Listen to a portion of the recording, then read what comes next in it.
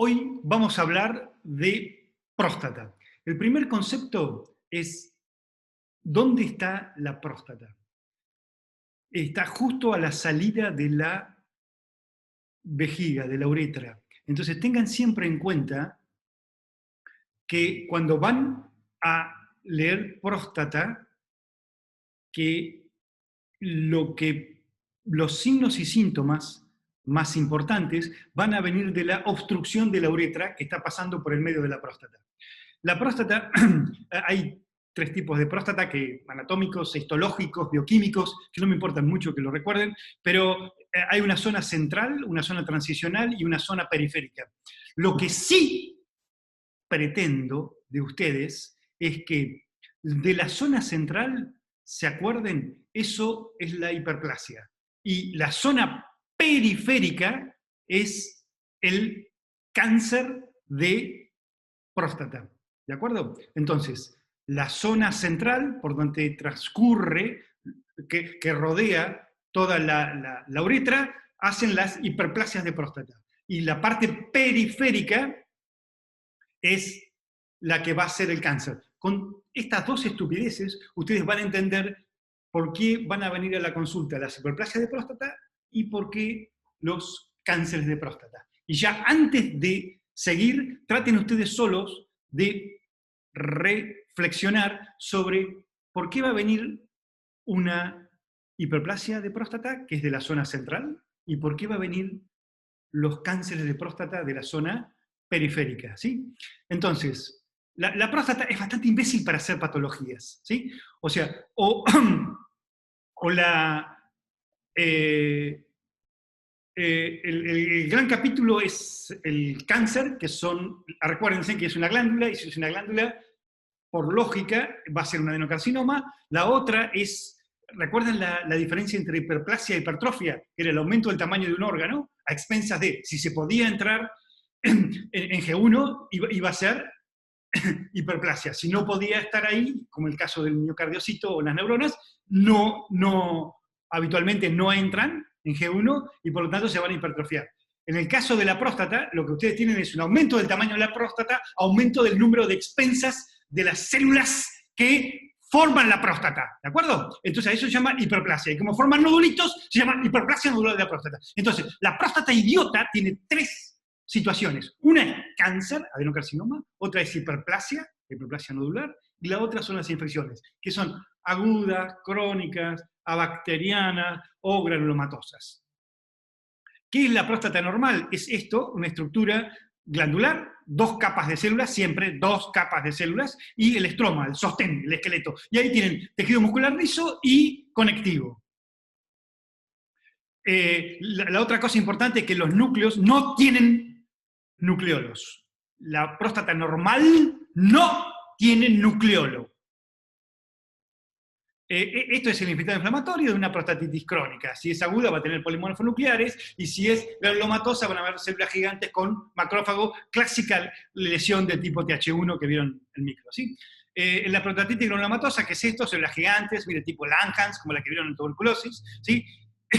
Y en una zona más alejada van a ver los macrófagos y granulomas. Esto en general es más común secundaria. ¿Se acuerdan del cáncer de vejiga que tenían dos tipos, el superficial y los invasores? Los superficiales los tratamos instilando el bacilo de Calmette-Guerin, y eso generalmente se puede derramar dentro de los conductos de la próstata y puede hacer estas reacciones granulomatosas sin ser...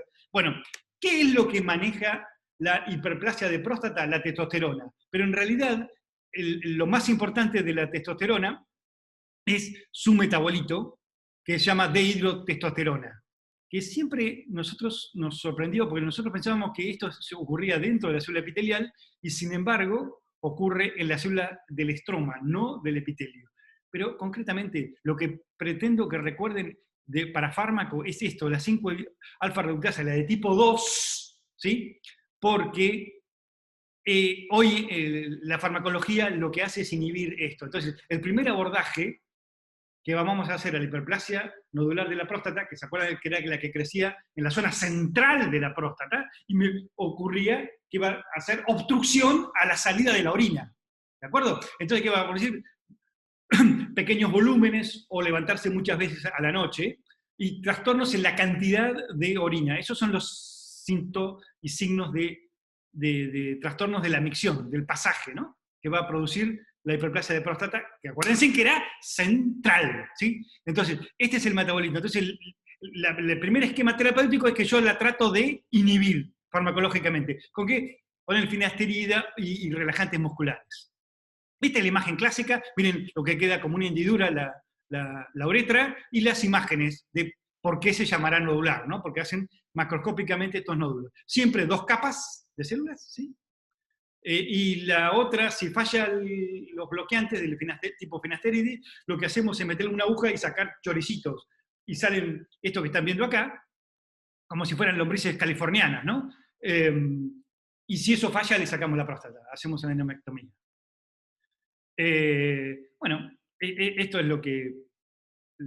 Y lo que van a ver histológicamente son estas estructuras, o más epitelio o más estroma, o una cosa compensada, y es totalmente indistinto. A veces pueden formar estructuras así tipo papilares, arborescentes, con cuerpos amiláceos. No tiene ninguna trascendencia e importancia, ¿sí?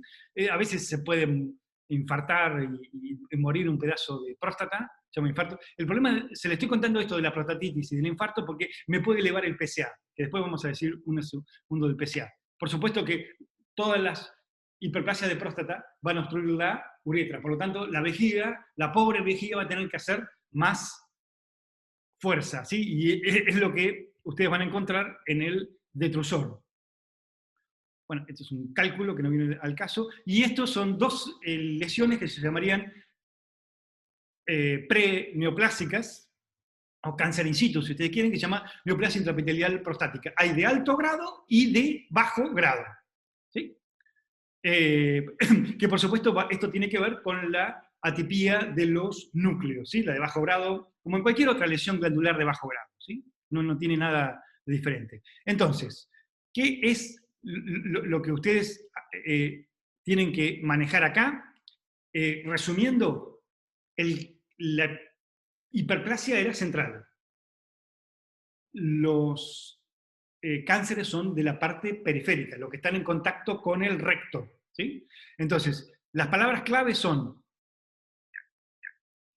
periférico, es un cáncer de tipo epitelial, es una glándula, por lo tanto va a ser adenocarcinoma. Como todos los carcinomas se diseminan vía linfática, ¿sí? Y lo curioso es que toma un sistema a las venas y en vez de seguir la gran vena linfática o el conducto torácico, estos se van por unas venas atrás y dan metástasis a nivel de cadero lumbar y forman hueso nuevo y llaman osteoblástico. Y la otra característica que tiene raro el adenocarcinoma es que llevamos un esquema que se llama Gleason o Gleason, ¿sí? Y tienen que acordarse, Gleason, 3, 4 y 5, ¿sí? Con 2 patrones que ahora vamos a ver, ¿sí? Entonces, acá tienen un corte de una prostatectomía y ahí tienen los nódulos del cáncer de próstata, ¿sí? ¿Cómo los estudiamos esto hoy? Ahí tienen, esto es de hiperplasia, lo quístico, y el cáncer bien periférico. Esta es tinta china que lo está teniendo, ¿sí? Bueno, estas son zonas de prostatectomía, no me acuerdo. Este es el Gleason, los dibujos originales, la viñeta original de Gleason. Fíjense que había 1, 2, 3, 4, 5. Nosotros sabemos ahora que 1 y 2 no son neoplásicos y empezamos a contar de 3, 4 y 5. Y hoy, tanto la Organización Internacional como la OMS nos exige 2 patrones. Esto significa que antes informábamos 3, 4 o 5. Entonces, ahora yo tengo el deber de informar 2 patrones. Entonces, si es todo 3, va a ser 3 más 3. ¿Sí? Si es 3 con un poquito de 4, va a ser 3 más 4. Si es 4 con un poquito de 3, va a ser 4 más 3, y así sucesivamente hasta llegar a 10. ¿Sí? Entonces, el de mejor pronóstico es 6, porque es 3 más 3. Y el de peor pronóstico es 9 o 10. Que esos, yo se los podría resumir groseramente así. Los 3 más 3 no se nos muere ninguno. Y los 9 o 10 se nos mueren todos. Esto es una fusión TMR, ahora voy a decir unas cosas más, ¿por qué se lo estoy diciendo? Que se llama así, TMPRSS2, que es el factor de crecimiento, el gen que maneja la testosterona, y el ERK es un factor de transcripción. Hay una fusión en el 50% de los tumores de próstata. Este es un esquemita que a mí me gusta mucho, de la Facultad de Indiana, de cómo eran los Gleason, y el Gleason que es una relación entre las glándulas, la forma de las glándulas y el estroma. Eso se llama el score del grado esquemático de Gleason. Recuerden, hoy, 2020, lo único que nos importa es el 3, el 4 y el 5, y tenemos que informar 2 patrones diferentes. ¿Sí? Entonces, hay un patrón predominante y un patrón remanente o secundario. Entonces, va a ser 3, 4 y 5. ¿Se acuerdan que el 3 no es más? Hoy hay hasta gente que es una minoría que dice que ni siquiera hay que tratarlos, a los que son 3, o sea, los que son 3 más 3, o sea, 6. ¿Sí? Y recuerden que estos, los 9 o 10, que serían 5 más 4 o 5, 5, se nos muere todo, y eso es clásico de los afroamericanos. ¿No? Entonces, hoy la OMS nos dice que tenemos 5 grupos. El 1 es el 3 más 3 y el 5 son el 9 y el 10. El 2 es el 3 más 4, el 3 es el 4 más 3 y el 4 es el 8, todo lo que da suma de 8, o sea, 4 más 4, 5 más 3 o 3 más 5. ¿Sí? ¿Esto qué significa dividirlo en los 5 grupos? Que tienen un pronóstico y un tratamiento diferente. ¿Sí? Bueno, acá tienen los grupos, después lo miran tranquilo, pero recuerden, el grupo 1 es el que nos va muy, muy bien, que es 3 más 3, y este grupo 5 es el que nos va malo, malo, malo, se nos mueren todos. ¿Sí? Que obviamente es 9 o 10. ¿Qué es lo que aprendimos acá de este es la forma que tiene que ver con los andrógenos, porque esto, cuando descubrimos esto, históricamente, ustedes van a ver que lo primero que hicimos fue sacarle los andrógenos. Y la forma era muy espectacular porque era orquiectomía para los primeros tratamientos de cáncer. ¿Sí? Después vimos una cosa que tenía que ver con el ambiente.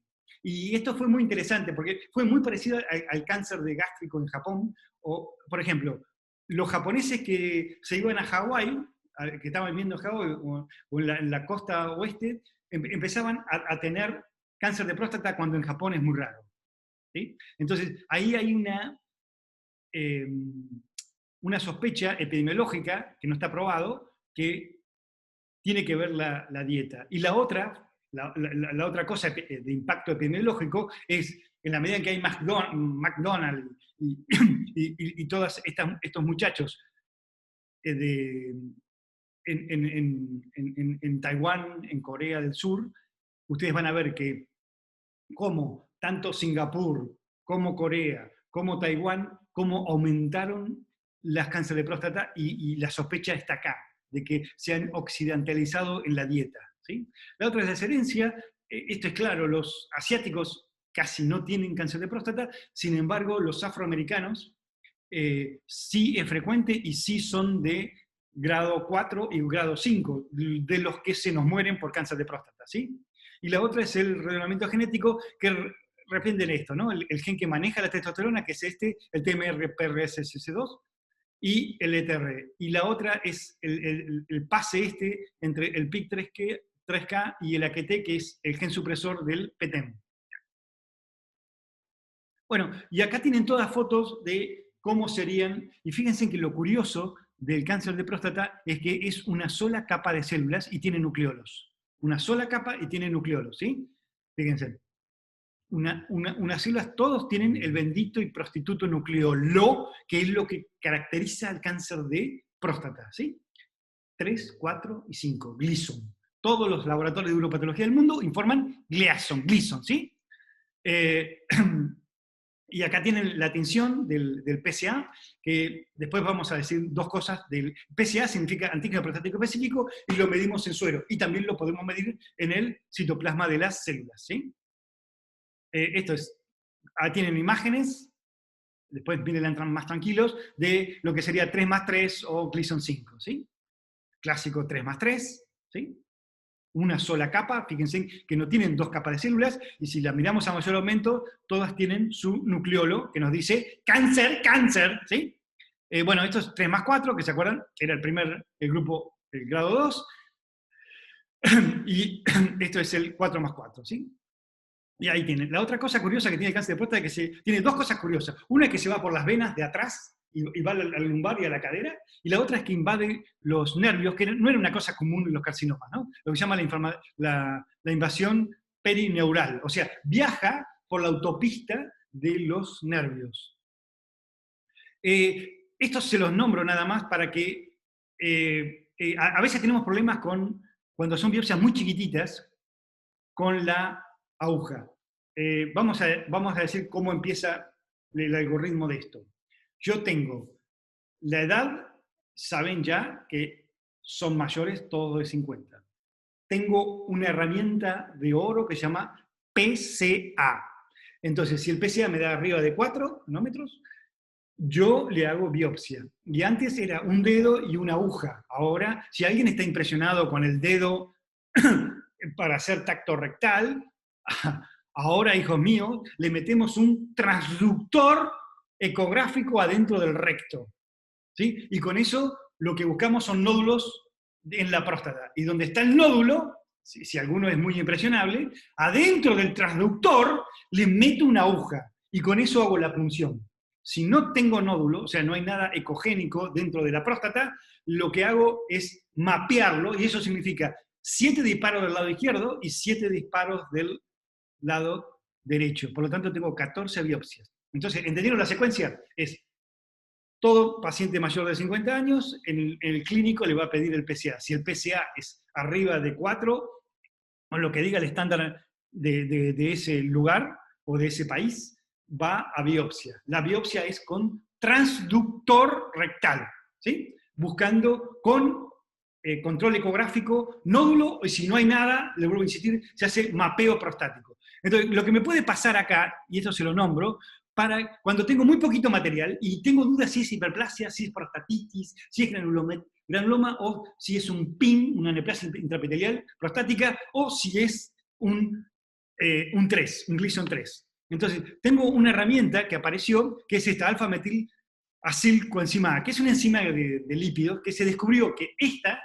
se da nada más que en el cáncer y no en las hiperplasias, ¿sí? Por lo tanto, esto es muy útil y muy noble cuando yo tengo muy poquitas glandulitas problemáticas y tengo dudas. Esto va a ser positivo en cáncer. Por último, decirle 2 palabras del señor Baxon, que esto también es muy raro y es muy característico de la próstata, del cáncer de próstata. ¿Por qué se me va a los lumbares y por qué se me va a la cadera? La otra cosa que usted tiene que entender es que la metástasis en los huesos, ¿sí? Pueden ser destruyen hueso, que es la gran mayoría, se llaman osteolítica, o hay algún grupo muy chiquitito, muy minoritario, que forma hueso nuevo, y a eso se llama osteoblástica. ¿Sí? Hay gente que es trans y hace las dos cosas, metástasis osteolítica y osteoblásticas en el mismo hueso, ¿sí? Pero lo característico de la próstata es neohueso, o sea, inhibe el osteoclasto y excita al osteocito y me forma hueso nuevo, ¿no? Esto fue descrito en el 40 por el señor